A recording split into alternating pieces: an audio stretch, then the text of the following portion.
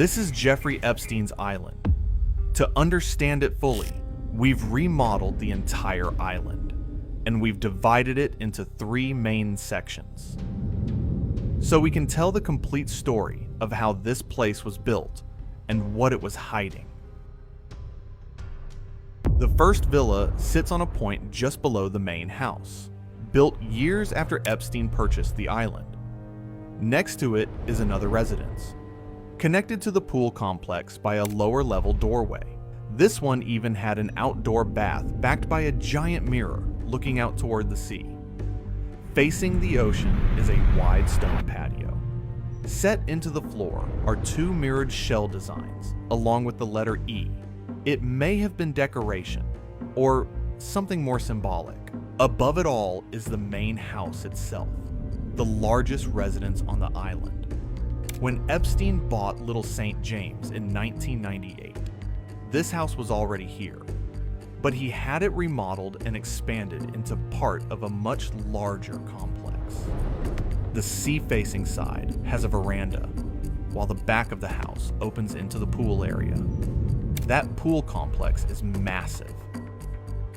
It has 4 cabanas, a pergola, and a large swimming pool in the middle. At the far end of the pool was a statue of a seated archer, and beyond it, a painted compass that some mistook for a helipad. Parts of the pool complex were 2-storied, with staircases and hidden doors that led into lower levels. Not far away, along the beach, another villa was hidden behind thick trees. Visitors usually arrive by sea. Boats pulled into the island's jetty, which had a covered loading and waiting area. Those who came by air landed at the grassy helicopter pad. It had small shelters for passengers and luggage. Nearby, 2 strange details stand out. At the top of a slope is a giant monkey statue, and beside it, a stone staircase that leads up the hill, then stops abruptly, earning it the name the Stairs to Nowhere. This northern section of the island was meant to impress. Moving toward the center of the island, the design shifts. Here, the focus is less on luxury and more on control.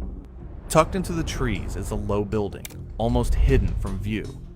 Its purpose is still unknown. Just beyond it lies the island's main service area. This section held the machines that kept everything running. The desalination plant for fresh water, generators for power, storage rooms, and sewage management. Some of these buildings were built directly into the hillside. Their flat rooftops doubled as parking pads, and vents cut into the ground hinted at larger rooms below. In one case, drone footage even captured doors leading deeper into the hill, raising questions about what might have been hidden underground. From this hub, a steep road winds upward. On the surface, it looks like a simple path, but it may cover a water pipeline that connects to the island's fountain. The fountain itself sat quietly in the middle of the island, ringed with benches.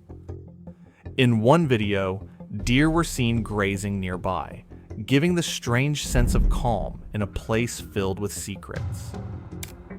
Closer to the southern edge of this section, a massive sundial stands. Once, it was surrounded by 13 brightly painted benches, some say representing the 13 ruling bloodlines in conspiracy lore. The face of the sundial resembles a Masonic design, another detail that fueled speculation. Nearby, smaller structures dotted the coast. One open-air cabana seemed to have massage tables beneath its straw roof. Another beachside building, now only ruins, may have been for changing clothes or toilets.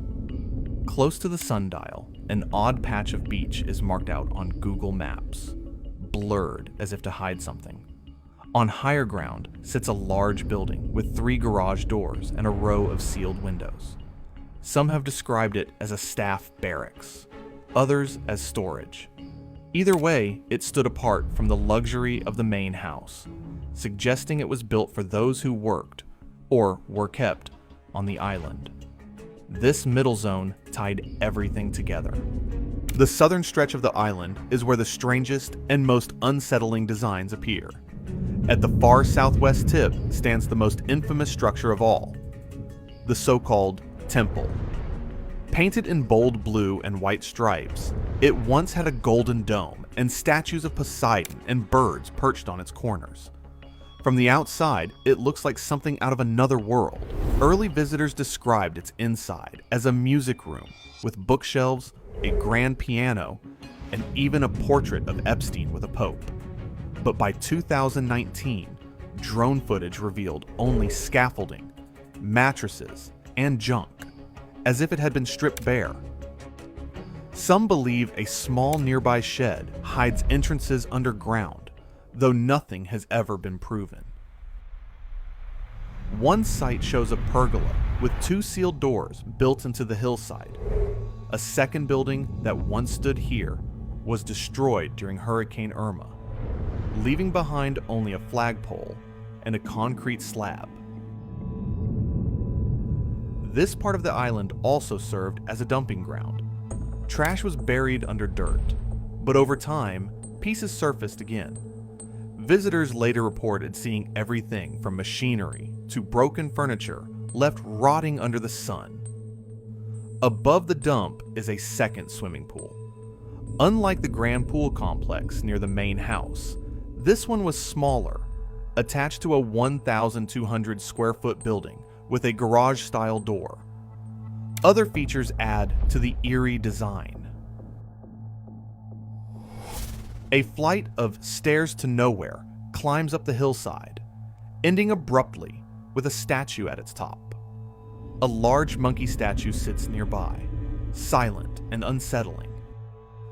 At the highest point of the island, a tall telecom tower looms, with Wi-Fi repeaters fixed to buildings all around, ensuring constant surveillance and communication.